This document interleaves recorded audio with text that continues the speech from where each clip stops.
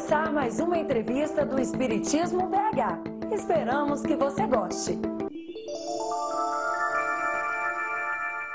Com muita alegria, hoje nós recebemos a nossa querida amiga e companheira Sueli Caldas Schubert, que em visita a Belo Horizonte veio conversar conosco um pouco sobre a mediunidade em crianças. Tudo bem, Sueli?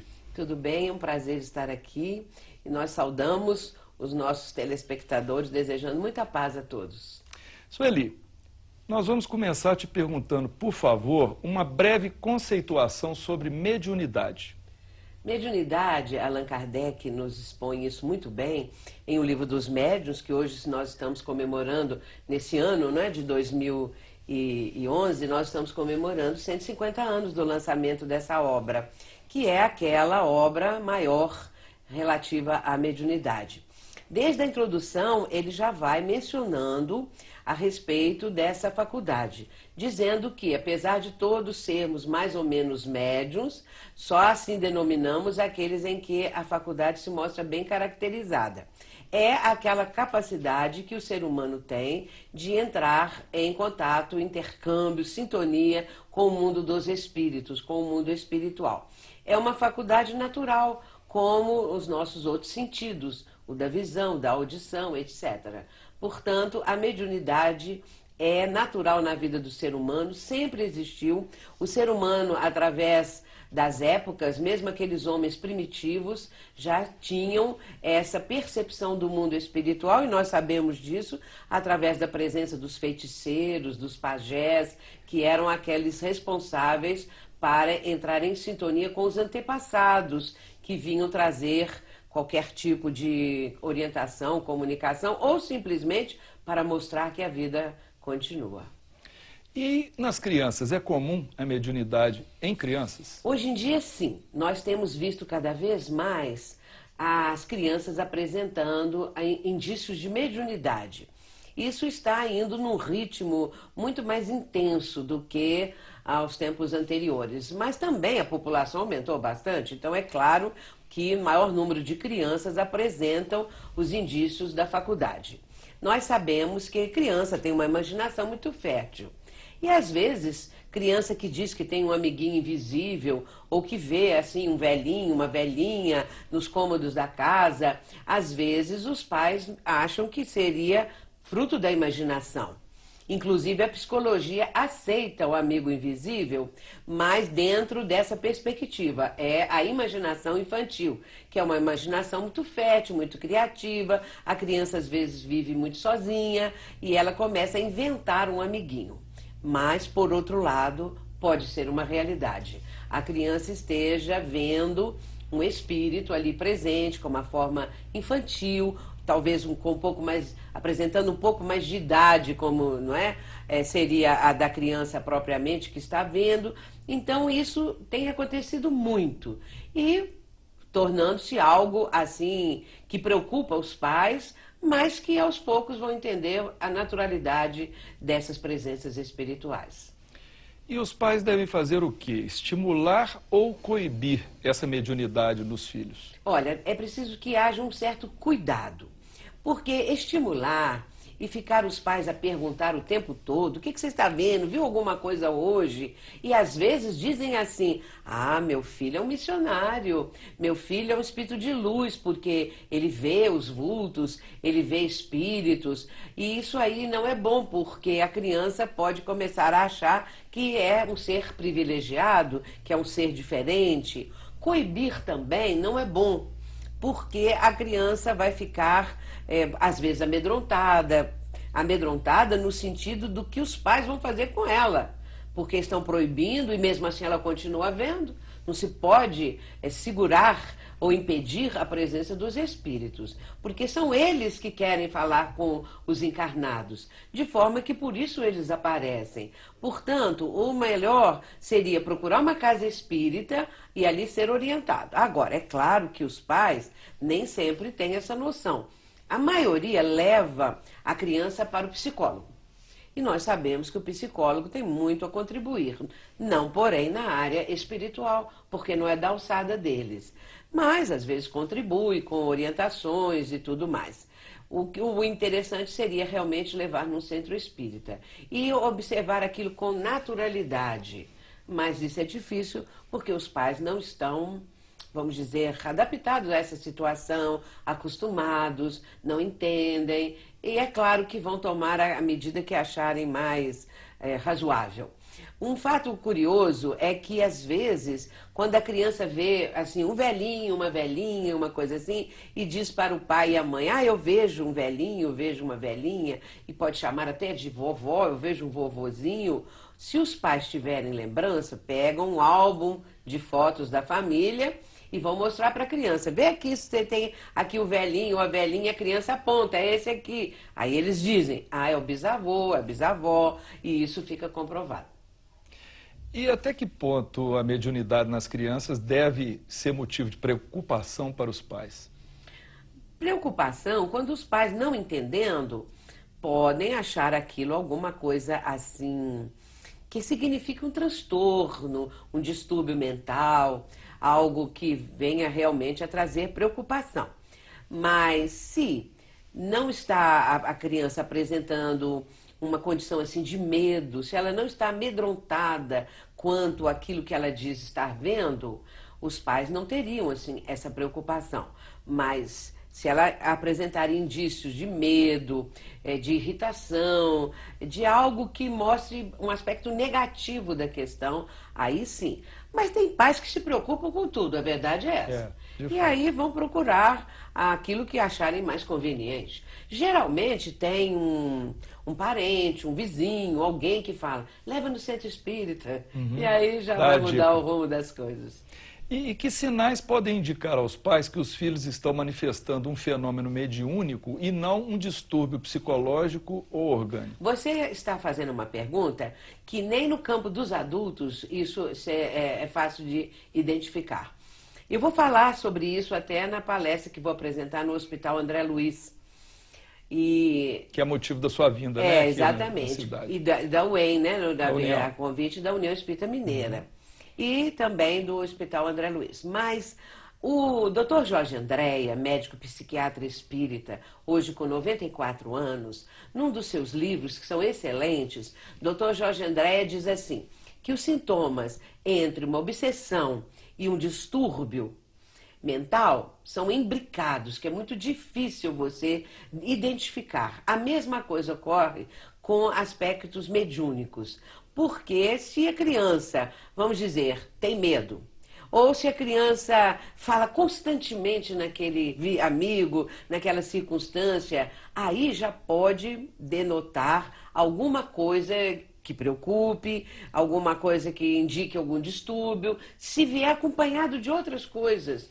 Terror noturno, criança que acorde chorando, falando que está vendo alguma coisa horrível, acorda assim assustada. Vários outros aspectos podem estar sendo associados e aí sim dá uma ideia de ser um distúrbio. Geralmente uma criança bem assim pequena, na primeira fase infantil, é mais difícil que um transtorno mental se torne tão visível. Mas claro que, sendo mediunidade, isso pode começar bem aí, pelos 2, 3 anos, né? Pode começar. A idade é muito variável também. Portanto, é difícil identificar. E às vezes o pai e a mãe, se levam a criança para um psiquiatra, primeiro é sempre o psicólogo, depois o caminho é o psiquiatra, se esse indicar, um neurologista, se a criança tiver determinados tipos de crises diferentes, que lembram uma crise epilética, alguma coisa desse tipo, aí vai complicando cada vez mais. Porém, um centro espírita poderá dar, às vezes, a explicação. E quais são as principais causas da obsessão e por que elas atingem também as crianças? A criança é um espírito antigo. Ela só tem o aspecto, não é? Um corpo físico assim frágil, aspecto infantil, aquela inocência das crianças que elas denotam. Mas ali está um espírito muito antigo, que traz sequelas do passado, que traz situações dolorosas do seu ontem, do seu pretérito, e vem hoje nesse aspecto. Nós sabemos, conforme está em O Livro dos Espíritos, quando Kardec vai abordar a questão da infância, que Kardec menciona, e os espíritos respondendo às perguntas de Kardec, que a criança vem com esse aspecto assim, frágil, para despertar o amor dos pais, as atenções. Mas, na verdade, ali está um espírito muito antigo, que às vezes é mais velho que os pais. E, sendo assim, pode ter desafetos do passado, que estão cobrando. Antigamente, não é tão antigamente, mas antigamente, digamos assim, havia uma ideia que criança não sofria obsessão. Que criança tinha uma proteção tão especial, mas tão especial, que não havia espírito obsessor atormentando uma criança. O tempo, o estudo veio mostrar que, sendo a criança um espírito antigo, isso pode acontecer. E a criança está ali num comprometimento do passado, talvez muito grave, e por isso o espírito se aproxima, porque ele está buscando aquele do passado. Ele não vê o bebezinho, ele não vê uma criancinha, ele vê o algoz do passado. E por isso ele fica ali provocando muitas situações dolorosas para as crianças e dolorosas para os pais, que ficam completamente desnorteados conforme é o caso, a gravidade, crianças que têm ideias até de suicídio, né? Então o pai e a mãe ficam preocupadíssimos. Quando chega nesse ponto, o caso é muito grave. Eu vou lembrar aqui o seguinte, o livro Dramas da Obsessão, de Ivone Pereira, ela vai relatar nesse livro o caso de Leonel e da filha dele, Alcina. Tanto Leonel quanto Alcina eram obsidiados de berço. O Leonel, pai de Alcina, foi obsidiado de berço. E depois, quando ele casou, que a esposa teve essa filha, a filha Alcina era obsidiada de berço. Mas eles tinham muitos comprometimentos do passado gravíssimos, que justificavam, ou pelo menos explicavam, o fato de terem processos obsessivos graves. E quais seriam, então, as alternativas para o tratamento da obsessão, né, dos pais para com os filhos? E os médicos e os psicólogos seriam dispensáveis nesse tratamento? Depende. Essa é a parte da pergunta, a parte final. Se médicos e psiquiatras seriam dispensáveis, depende do que a criança apresenta, o quadro. Porque, como eu disse, às vezes é um terror noturno, pode ser a criança com uma hiperatividade, uma agressividade também, que não tem explicação. E é preciso ter um acompanhamento também de um especialista nesse campo. Mas se foi comprovado que é obsessão ou mediunidade assim, no fato bem atormentada, digamos, as duas coisas podem caminhar junto. A gente vê como que o problema é complexo. Se nós começarmos a imaginar situações de crianças que sofrem esses tormentos, e aí já estou falando de crianças de 5 anos, 6 anos, 7 anos, essa fase assim, nós vamos sentir que é doloroso. Se ela tem distúrbio mental aliado a processo obsessivo. E é um caso assim bastante grave, bastante doloroso para a criança, marca muito a família, lembrando que os pais têm também comprometimentos com essa criança, porque ela não vem no lar de um casal, numa família, numa pessoa, junto a uma pessoa, sem que haja um compromisso também. Fazem parte do problema do passado. Então é difícil de identificar e é difícil de tratar determinados casos. Sim, mas se os pais forem para um centro espírita, e nesse centro espírita houver ali um atendimento de pessoas bem amadurecidas, bem entendidas no assunto, pode minimizar bastante a situação. Como que vai atender essa criança, o que deve ser feito para que possa sofrer menos, porque o sofrimento é grande, não é? Especialmente os pais. No dia a dia, podem os pais contribuir para a saúde espiritual dos filhos que apresentam sinais de mediunidade? E como? Claro, os pais podem, porque se nós não estamos falando mais de espíritas, vamos falar de pessoas que têm uma religião, pessoas religiosas. Isso é importantíssimo, que os pais transmitam aos filhos as noções de Deus, de honestidade, de dever, de ética, essas noções todas, ensinar os filhos a orar. Os filhos precisam aprender a orar, ter um respeito pelo próximo, porque isso tudo deflui da religião. Se os pais encaminharem os filhos numa base religiosa sólida, eles próprios também participando e dando exemplos, é claro que eles vão contribuir para a saúde dos filhos, seja em que religião for.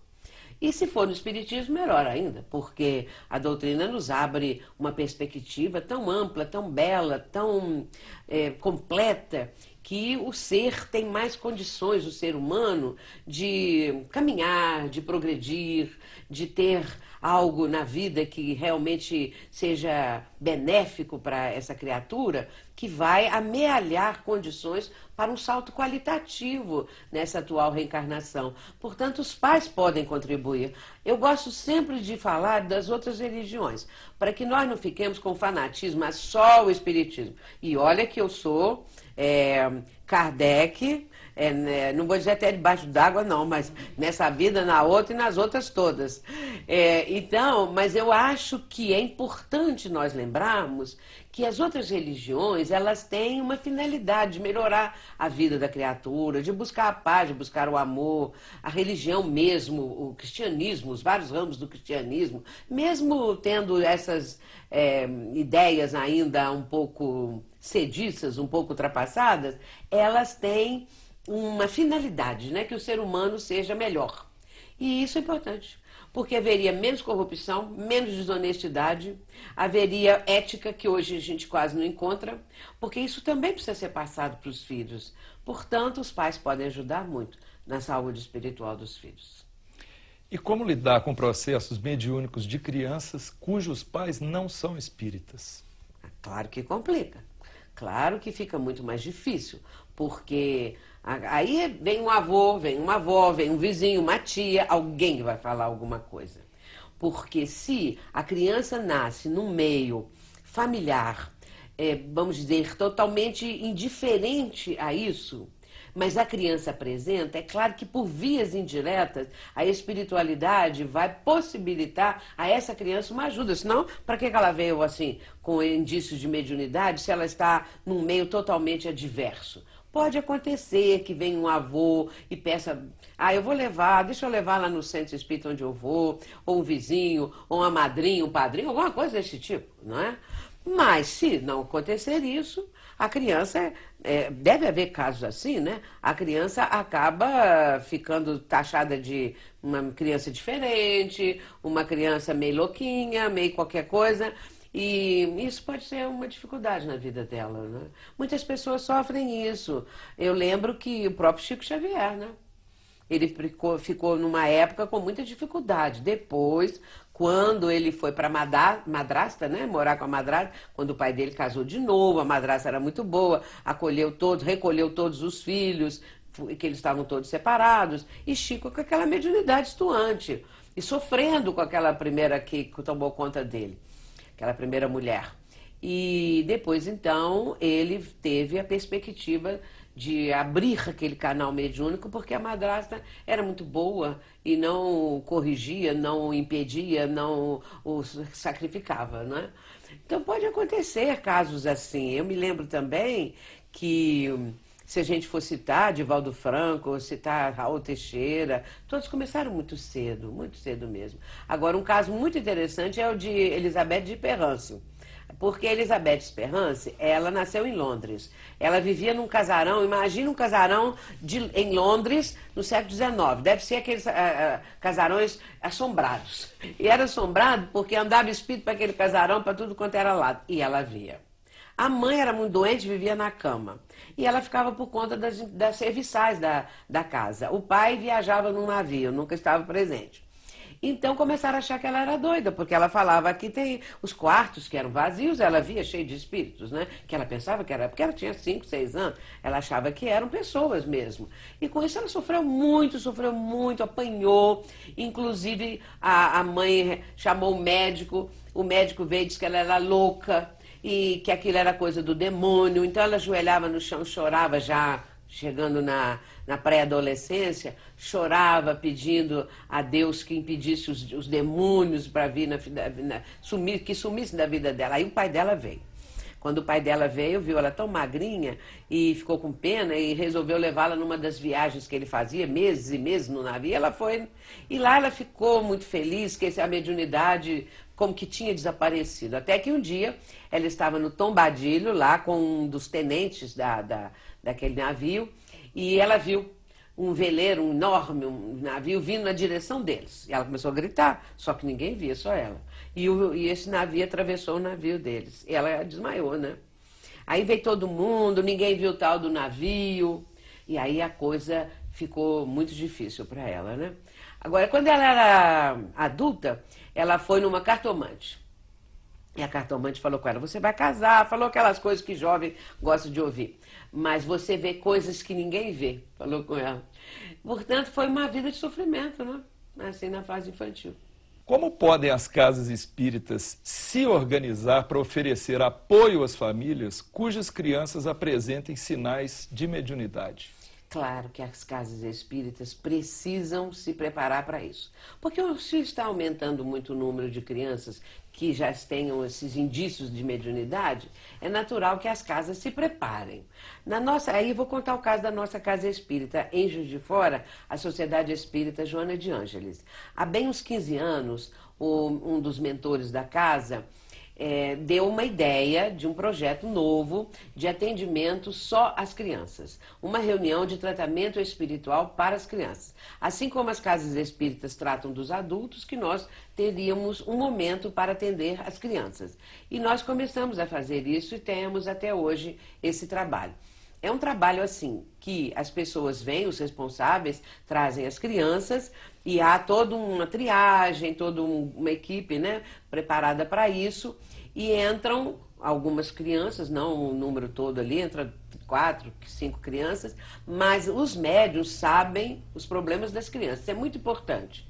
Porque é claro que uma criança hiperativa, você não vai dar um passe, o médium não vai transmitir um passe para ativar ainda mais aquela criança, energizar a criança. Tem que ser um passe calmante. E aí nós nos baseamos em Allan Kardec, no capítulo 14 do livro A Gênese, quando ele vai falar os fluidos, sobre os 2 aspectos que ele apresenta. Então os fluidos podem ser excitantes, calmantes e dulcificantes, até mortíferos. Portanto, se os fluidos podem ser assim, por que não imaginar um médium que aplica o passe numa criança hiperativa, agitada, de uma forma assim, muito intensa essa atividade, irritada? Você vai dar um passe calmante, dulcificante, com essas características. O médium, sabendo o problema da criança, ele direciona o pensamento para que... O passe é o normal, não muda nada. Só que o pensamento do médium vai...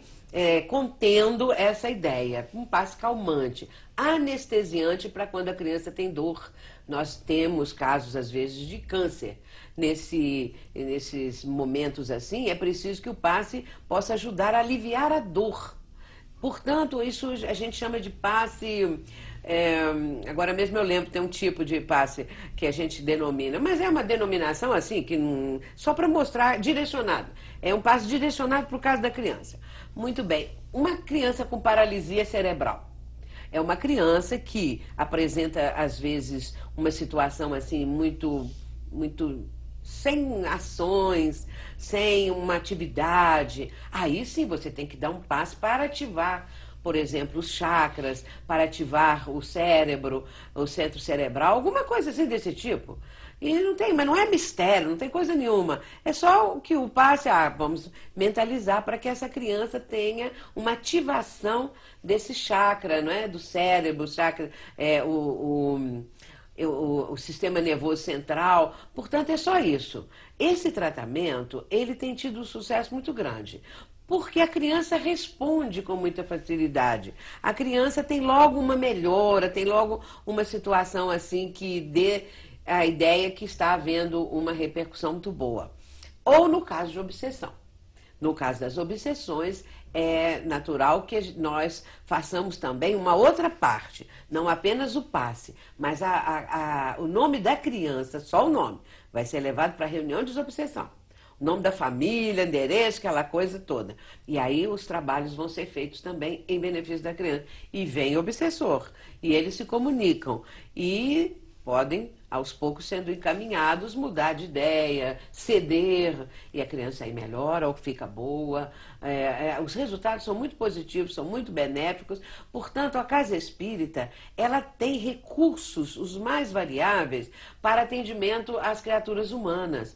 Nós temos que pensar muito como ajudar melhor, não é? Como fazer a nossa parte, como nos prepararmos para atender a diversidade de situações que os seres humanos apresentam. E eles vêm com seus problemas, com seus traumas, com suas dores, e a Casa Espírita precisa ter uma condição desse atendimento. E aí começa a questão do atendimento fraterno, que eu gosto muito de falar sobre esse assunto, porque o atendimento fraterno, ele é um cartão de visita da Casa Espírita. Ele é um cartão da Casa Espírita. Se o atendimento fraterno for feito por um atendente despreparado, é claro que o atendido não vai ter a sua situação amenizada, confortada. Não é que nós vamos resolver o problema da pessoa, mas nós vamos mostrar o que a doutrina espírita apresenta para que a criatura enxergue o melhor caminho que ela precisa trilhar. É essa a proposta do atendimento fraterno. E também, no caso de obsessão, aí, sendo criança, quem vai estar lá era o pai, ou a mãe, ou o responsável, alguém que vai ouvir, não é? Que vai procurar saber o que é que a criança tem, como agir, o que fazer. Aí entra culto do lar. A família vai ser orientada para que possam fazer um culto do Evangelho no lar, uma vez por semana, pelo menos. A criança precisa passar por esse tratamento de passes e também para a evangelização, encaminhar a criança para a evangelização, cuja evangelização precisa cada vez mais ser aprimorada, porque as crianças de hoje, elas são muito inteligentes. Não tem mais aquele tempo daquela aulinha, porque assim, vem lá um espíritozinho contando isso para a criança e tal. Não, hoje não pode falar. Aquela história da sementinha. Não, hoje não é mais assim. A evangelização, eu não sou evangelizadora, já fui muitos anos. Hoje em dia, muitos anos também que não tenho mais essa atividade. Mas a evangelização, ela precisa estar bem de acordo com os tempos atuais, porque as crianças perguntam, as crianças querem saber. Você acredita que um dia eu estava passando na sala e meu neto de 4 anos estava sentado vendo televisão, vendo um daqueles desenhos animados. E eu passei para lá, passei para cá, aí eu ouvi falar assim, porque o que é ectoplasma? Aí eu falei, ectoplasma num desenho infantil? Aí parei, falei assim, que é isso aí, ectoplasma? Sim, vó, esse negócio de ectoplasma que eles têm aí para fazer as pessoas ficar visível, ficar invisível, acredite. Eu falei, bom, então, nós estamos vivendo outro tempo mesmo. Esse garoto de 4 anos hoje tem 19. Você imagina quanta coisa aconteceu nesse meio tempo, né? 15 anos se passaram. Então é isso, as casas espíritas, elas têm um leque maravilhoso de atividades que essas atividades podem ser adotadas, reinventadas, aprimoradas, aprimorando sempre. Acho que é muito necessário avaliarmos as atividades da Casa Espírita. Todo ano nós procuramos na nossa casa como é que foi esse ano, cumprimos as metas, não cumprimos, o que a gente pode fazer, ouvir o público, quais os temas que o público quer ouvir, sugestões de temas, porque às vezes você vai dar um tema, a pessoa quer ouvir outro completamente diferente, mas nós fazemos assim, um mês é o Livro dos Espíritos, outro mês é o Evangelho. Mas se a pessoa pedir um tema qualquer, ele está inserido numa dessas duas obras, pode saber que está. E temos um mês que é o Céu e o Inferno, e temos um mês que é a gente. Isso você está dizendo é na palestra pública? As palestras públicas. Palestra pública doutrinária. Eu já pulei para as palestras Não, mas públicas. é ótimo, porque eu acho que os assuntos são relacionados. Você falou da evangelização, você falou do tratamento, do atendimento fraterno, e hoje realmente há uma grande preocupação com a pureza doutrinária, no certo sentido, porque tem muita coisa por aí fugindo ao espiritismo, né, Sueli? Importantíssimo. Porque as pessoas, elas dão ideias de temas, mas todo tema que a pessoa der ideia, você encontra nessas obras. Elas estão ali em semente, digamos, aí sim. Porque Kardec não podia tratar de tudo, mas tem a física quântica no Livro dos Espíritos, por exemplo. Mas você tem que estudar para saber onde que está, né? E aí você acha. Bom, A nossa proposta era essa, pena que acabou, mas nós aqui do Espiritismo BH ficamos imensamente alegres de você ter concedido um momento na sua, eu agradeço muito na sua grande tarefa aqui, né, em Belo Horizonte, para poder ter nos ajudado um pouco. Obrigada, agradeço e desejo muita paz para todos. Obrigado. Então, o que achou dessa entrevista? Dê a sua opinião acessando o Fale Conosco. Até breve!